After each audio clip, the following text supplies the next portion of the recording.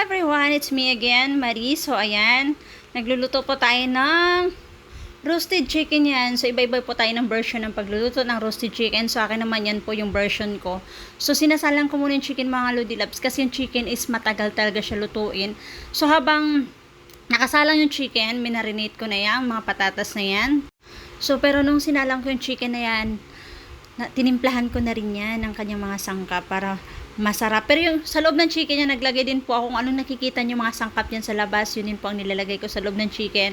So ngayon, di po ako gumamit ng lemongrass sa loob ng chicken. So ang nilagay ko lang dyan yung mga gulay na nakikita niyo dyan sa mga side niya. So yun lang po, nakamarinate din yung gulay na yan mga Lodi Loves. So ayan, binuhos ko na nga po yung marinated na gulay, yung pinakasabaw niya dyan sa chicken para hindi siya sobrang dry talaga.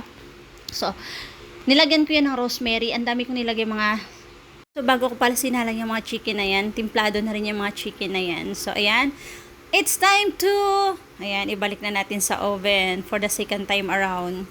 So, mamaya naman, tanggalin natin yan kasi mag-a-add na naman tayo ng cheese dyan mamaya. So, yun na nga mga Lodi Loves. Ayan, napapansin nyo yung cheese. Ayan, nakalabas na yan, oh. Melted cheese ang nilalagay ko dyan kasi mas masarap. Oops! Diba? Nakita nyo yun?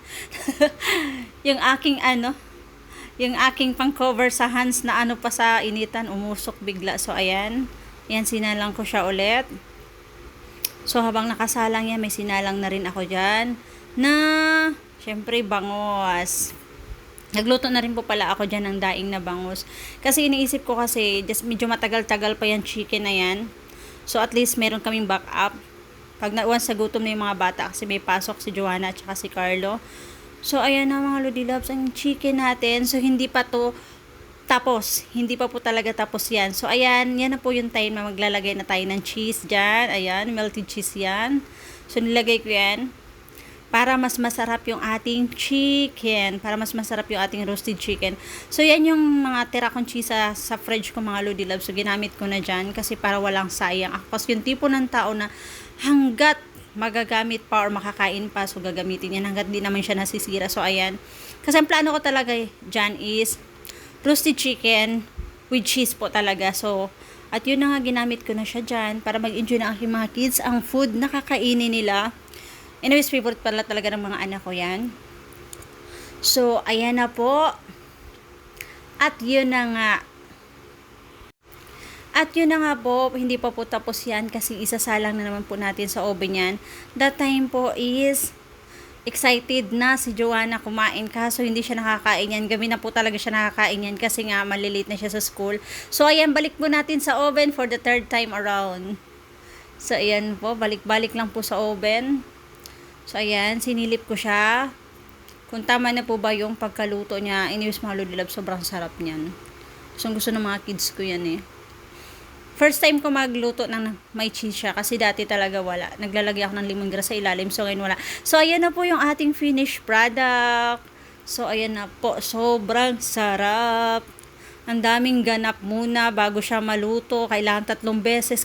May iba naman na sinasabay na nila lahat, which is yun ang ginagawa nung una. So nakita ko kasi nasusunog yung mga gulay. So ayoko nang ganun. Gusto ko fresh pa rin yung mga gulay. Nasasayang kasi pag nasusunog yung mga gulay, parang hindi na siya nakakain at saka may ibang part na mapait-pait siya. So yan, sobrang sarap po yan, sobrang yummy. So ayan po, syempre, yung tinakpan doon, daing na bangus yun.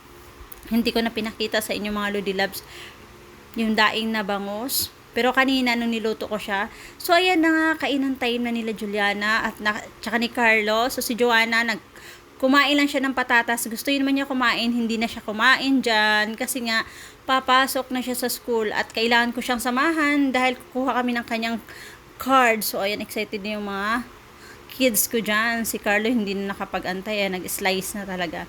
Kasi may pasok din siya mga Lodi Loves. Anyways, ang pasok pa naman niya is around 2 pa naman. Hindi katulad ni Joanna. Na si Joanna kailangan namin pumasok ng 12 kasi kukuha kami ng card niya. So ayan, mayroon na kami alaga sa ilalim na nag-aantay. Excited na rin siya yung nagbababay na si Joanna kasi alis namin sa school. Yan lang po, bye!